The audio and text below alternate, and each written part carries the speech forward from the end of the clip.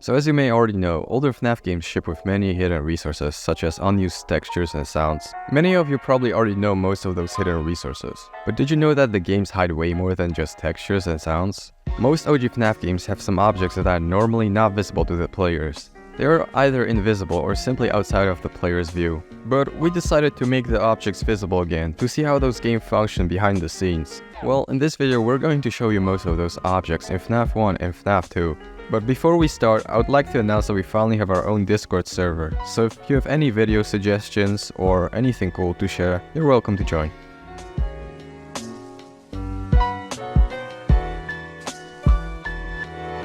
Let's take a look at the hidden objects from FNaF 1. What you're currently looking at is FNaF with all objects that were most likely used during the development of the game. This might seem like much at first, but trust me, it's not that complicated. Let's start with the most apparent object, which is the actual counter used for measuring your power. This counter is normally hidden outside of the player's view. Next, let's talk about the big purple bars on both sides of the frame. Those bars allow you to look around your office. When hovering over those bars, you start looking towards the corresponding direction.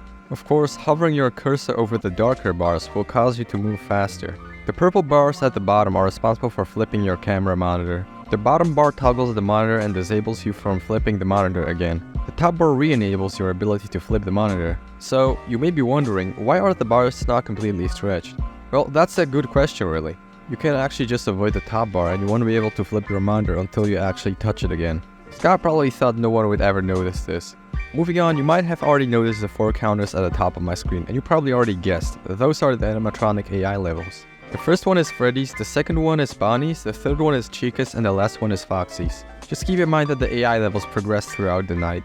There are already quite a few videos on YouTube explaining how the FNaF 1 AI works, so check them out if you're curious about it. There are 2 more counters on the right, and both are responsible for controlling Foxy's behavior.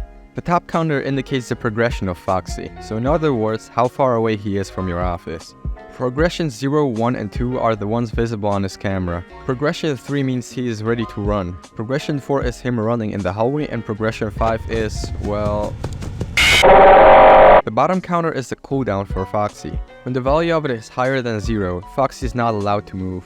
When you flip down your monitor, the cooldown is set to a random value between 50 and 1050 frames. Finally, let's take a look at the map object. As you might have guessed, the brown, blue, and yellow squares indicates Freddy's, Bonnie's, and Chica's position. Foxy doesn't have his own square because he is entirely being controlled by the counters I just mentioned. The red square indicates which camera you're currently looking at. The big green rectangle is basically the player's hearing range. Any movement in this zone will produce footstep sounds. And finally, the 5 green squares at the bottom. The first green square is your left door, and the fourth green square is your right door. The second and third square is your office, meaning that any animatronics on those squares are ready to attack you.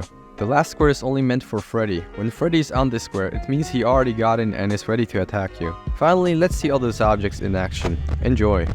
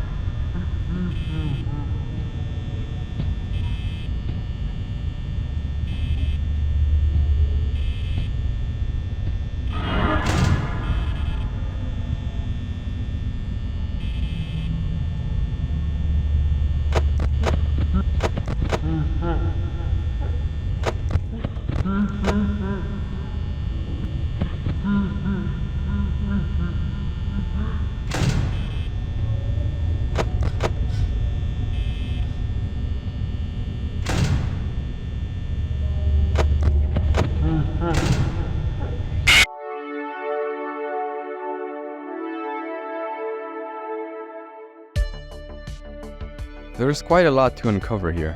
Let's start with the simple counters on the left, which are the animatronic AI levels. Since there are so many to go over, I'm just gonna edit the animatronic images into the video next to their counters respectively. A cool fact to note here is that Puppet and Paper Pals have their own AI levels. Anyway, moving on to the next counter on the top left, this counter indicates the flashlight battery level. The The counter at the bottom is the default stun time that's put onto the animatronics when you flash your light at them. This counter never changes, but for now, we can only assume that Scott used this counter to find the perfect stun time for the animatronics. Next, the 2 counters at the bottom are used for the time you have to flip down your mask while someone is in your office. The top counter indicates the number of frames you get before getting jump scared, depending on the night number. On the first night, you get 100 frames. On night 2, you get 80 frames. On night 3, you get 60 frames. On night 4, you get 55 frames. On night 5, you get 50 frames. And on night 6, you also get 50 frames. And on night 7, you get 45 frames. The counter value stays the same throughout each night. Then the counter at the bottom indicates the time you have left while someone is in your office. It's basically a timer until your death, unless you flip your mask down just before it runs out. When the timer reaches 0 and your mask isn't down, your name will basically be written to the death note without leaving you any chance of survival. Well, or at least unless you get lucky and finish the night before getting jump scared. The next counter indicates the stage at which an animatronic is in your office. Stage 0 basically means that no one is in your office. Stage 1 means that someone is currently in your office, and Stage 2 indicates that you've already lost. The counter below is set to 1 once you're in a complete blackout. When this counter is set to 1, the game checks whether the animatronic in your office should move back or jump scare you. The counter is set back to 0 right after the check is down, so you can't really see it change. And before I can explain the last counter, let me explain how Foxy works. When he is in the hallway, you need to flash your light at him for him to go away. The game counts the time of you flashing your light at him, and at a certain point, the game will finally move him back. That's where this counter comes in. This counter stores the time you spent flashing your light at Foxy. Once the counter reaches a certain value, the game waits until you stop flashing your light for 50 frames and moves Foxy back. The certain value depends on your night number. Formula here is your night number times 100. That's the number of frames you need to spend flashing your light at him to make him disappear. Don't worry though, you don't have to keep your light on all the time for the counter to go up. When you disable your flashlight, the game doesn't instantly turn it off, at least internally. The game actually disables your light every 1 second if you're not holding control down. This basically means that whenever you disable your light, it will still technically be on for another 0 to 1 second. Don't worry though, this does not apply to your battery level, so spamming your control key is the most eco-friendly way of making Foxy move back. Let's move on to the right side. Top counter is just a random number that's generated every time you close your monitor between 0 and 1000. This counter is responsible for all the random Easter eggs, including JJ, the endoskeleton on the puppet's camera, the endoskeleton on the left vent, and the Shadow Freddy.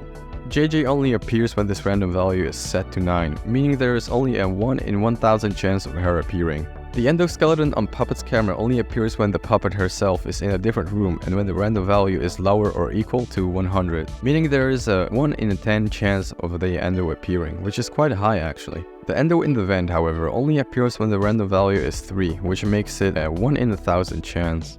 Shadow Freddy is actually less rare than you would think.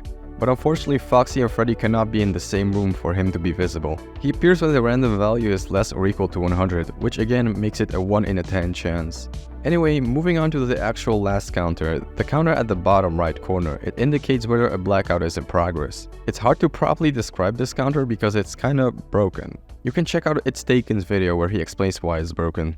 For all we know right now, it only indicates when a blackout is in progress. When this value is higher than 0, it means there is a blackout in progress, otherwise it's not. But finally, probably the most interesting part you've been waiting for, the map objects. It might look like a lot at first, but trust me, it all makes sense. So obviously, the colored squares are the animatronics, except for the red square, which indicates the camera we are currently looking at. The big red rectangle indicates the area in which you're able to hear footsteps. The big purple rectangle indicates the area where the infamous warning sound starts playing, namely... The green line indicates the hallway area.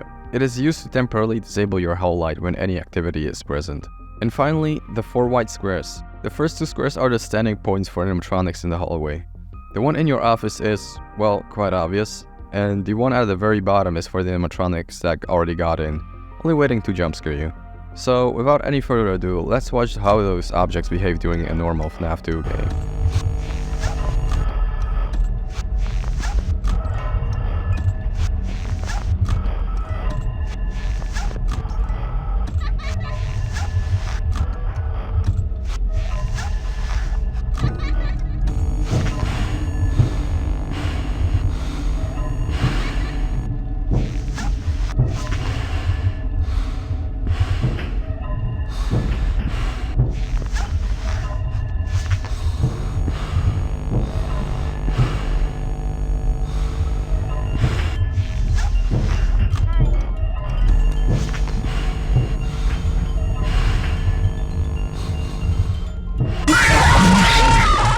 If you've enjoyed this video, make sure to subscribe and check out our other videos, which you might enjoy as well. If you'd like to see the behind the scenes of the other FNaF games, let us know in the comments and will tell us which games you would like to see the most.